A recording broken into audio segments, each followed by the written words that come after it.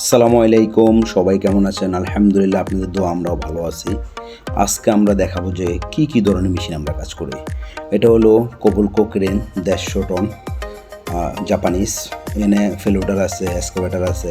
এবার আমরা দেখাবো যে আপনাদেরকে 220 টন মোবাইল ক্রেন কাটু। এটারও electrical system, hydraulic system, mechanical system, আমরা এগুলা কাজ করি।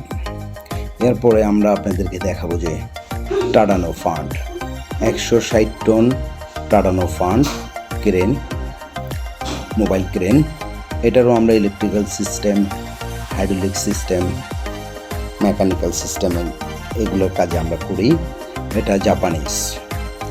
এরপর আমরা দেখাবো যে জেনারেটর রেবিয়ার চেঞ্জ করি 10 টন টাডানো ক্রেন, এটাও 10 টন টাডানো ক্রেন।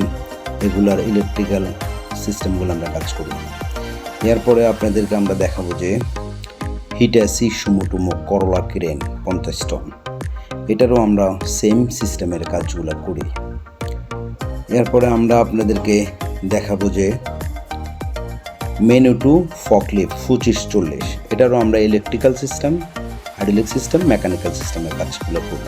এরপরে দেখাবো যে ববক্যাট বেকু জেসিবি, এখানে ফেলোডারও কাজও করা যায়, উইথ এক্সকাভেটরের কাজও করা যায়।